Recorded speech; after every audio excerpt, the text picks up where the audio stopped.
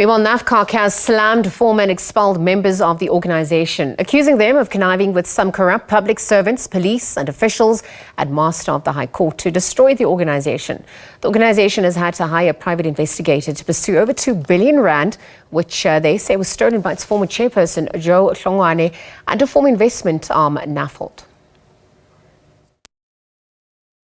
1960s, decades later, NAFCOC is finding itself navigating challenging times, this being around billions of rands that have been lost through its investment arm, its initial investment arm, which they've seen matters really play out in the courts as the organization tried by all means to get justice here. I'm going to bring them into the conversation now, joined by Mr. Butile Tswela, the Treasurer General of NAFCOC. You've just let us in on a variety of cases that have gone through the courts, but you've not gotten the best out of them, and we're hearing here that there's about 2.4 billion rand in question, whereby you've been pushing to try and stabilize the organization and get to the bottom of what happened to this money. So, good afternoon. Welcome to the SABC.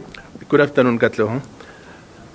You know, Katleho, it's actually, I don't have the befitting word, to tell you how I feel about this thing. The organization feels let down by the government itself, because the agencies of government that are supposed to help people who are in need, like the organization. I mean, the organization has had a case that has been running for almost 12 years now, but it does not see its day in court. So we're appealing now to both the President and Minister of Justice, including the Minister of SAPS, to attend to this matter so that this can be closed whichever way. Yes. Tell us about this matter, this case and these monies. How did we get to finding these matters in the courts and now 12 years later not getting joy? How did it end up in the courts in the first place?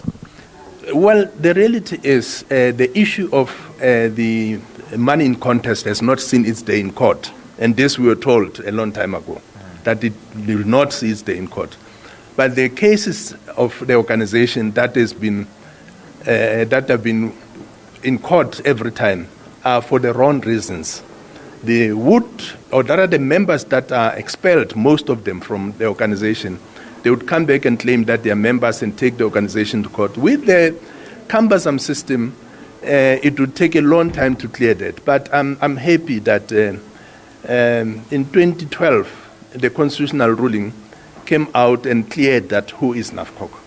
So people some are purposely confusing the situation, knowing, but those who are interested ask us and we give them the constitutional ruling. The constitutional court ruling clearly states who is NAFCOC. Yes. Are these the monies that were gotten through funds, through investments into the investment arm, Nafhold, that since has ceased to exist as we speak right now? And really, when you look at it, how has this impacted the work of NAFCOC over the years? Before I even get to how it has impacted the organization, these monies are a problem. These are the same monies that are orchestrating all the problems that we find ourselves in the organization. But NAFCOC has been trying, very difficult though.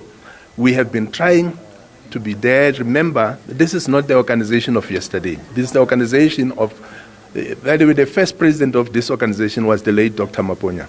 So you'll understand the footprint it has and the blueprint that it has on the ground.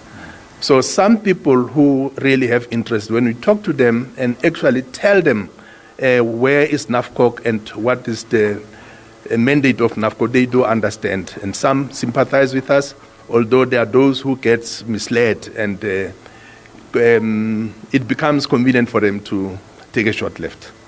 Yes. How has this affected your work?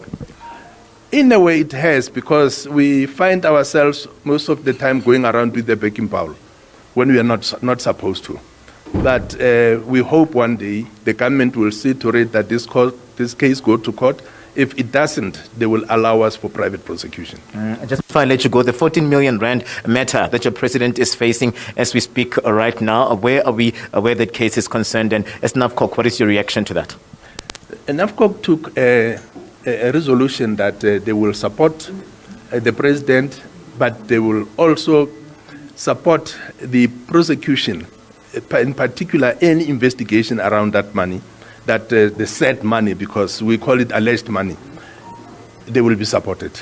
So we're not talking much about it. That's why you saw President never said a word around this thing into media, because we want to give the investigation a chance so that we can address this thing fairly.